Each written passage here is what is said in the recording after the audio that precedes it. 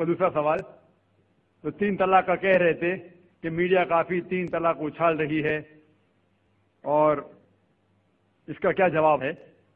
अफसोस की बात है कि माशरे में, मुसलमान के माशरे में 3 किस्म की तलाक है।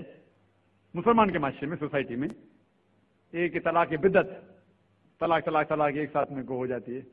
एक तलाक हसन, जो तलाक दो, एक माह रुको हैज के लिए, फिर तलाक दो, फिर रुको, फिर तीसरा तलाक दो। और तीसरा तलाक के हसन, जो बिल्कुल सही तरीका है, जो कुरान शरीफ के है, तलाक दो और 3 माह रुको। कुरान की आयत है सूरह बकरा में, सूरह नंबर 2 आयत नंबर 228 में लिखा हुआ है कि जब भी आप तलाक देंगे तो 3 माह या 3 हैज की इद्दत है। तो तलाक पूरे मुकम्मल होने के लिए 3 हैज या 3 माह, 3 मेंस्ट्रुअल साइकिल और 3 मंथली कोर्सेज मस्ट है, कंपल्सरी है।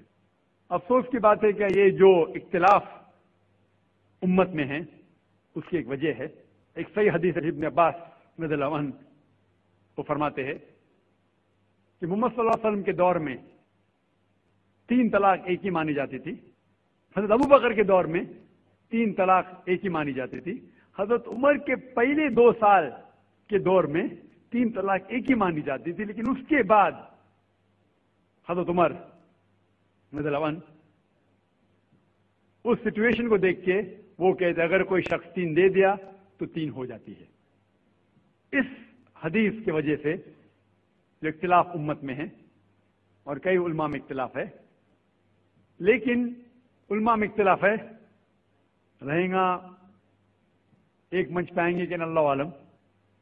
लेकिन अगर आप कुरान की रोशनी में पढ़ते हैं, कुरान में तलाक का जिक्र किया गया है सूरह बकरा में, सूरह नंबर 2 आयत नंबर 228 से लेकर 240 तक, और सूरह तलाक में सूरह नंबर 65 आयत नंबर 1 से 7। जो कुरान मजीद में तलाक का जिक्र है उसके अंदर यह है कि कभी कोई डिफरेंस ऑफ ओपिनियन, कोई झगड़ा हो जाता है शोहर और बीवी में, तो पहला शोहर बीवी बैठ के बात करे।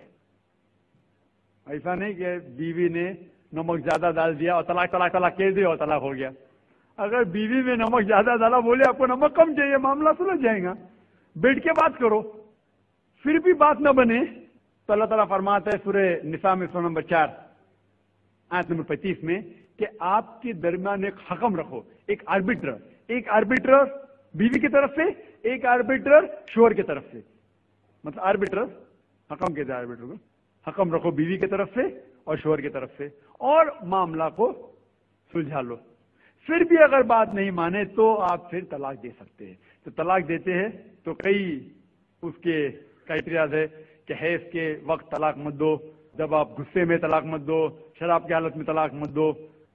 उसके बाद जब तलाक दिया जाता है तो 3 माह रुकना चाहिए। तलाक के आसन है, जो बिल्कुल सही तरीका है।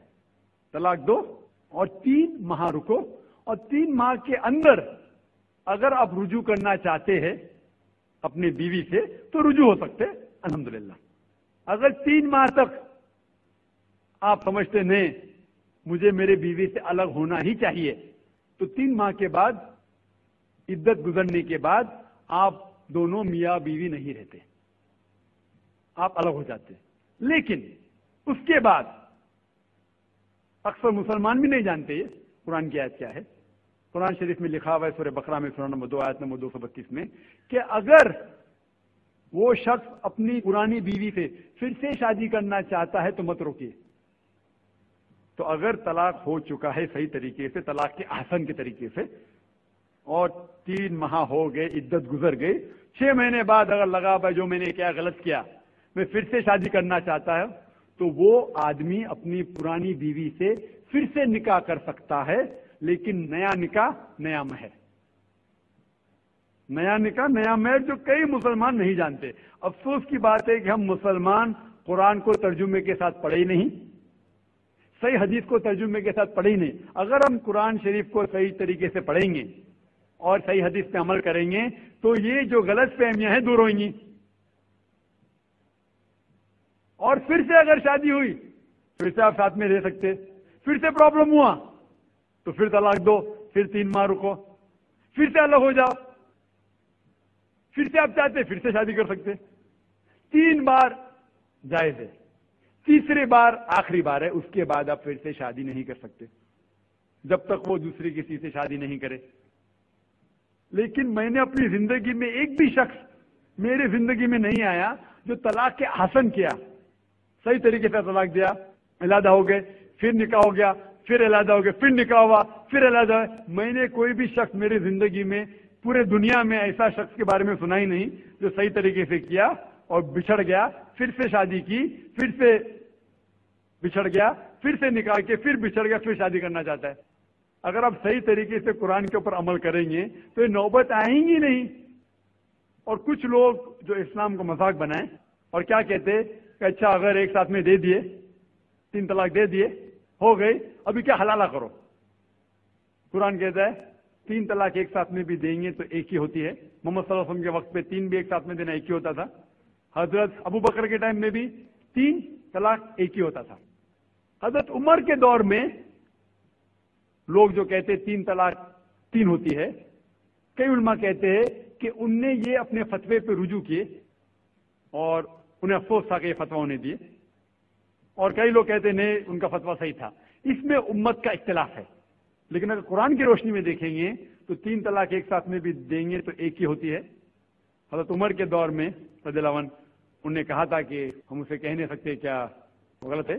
लेकिन उलमा ये कहते हैं, मिसाल तो इब्न तैमिया, शेख इब्न तैमिया, वो कहते हैं कि ये हजरत उमर में अल्लाह भी प्लीज रज़ियल्लाहु अन्हु, वो मोहम्मद सल्लल्लाहु अलैहि वसल्लम ने जो कहा उसके ऊपर नहीं है, इसीलिए हमें बात मानना चाहिए कुरान और अल्लाह के रसूल की।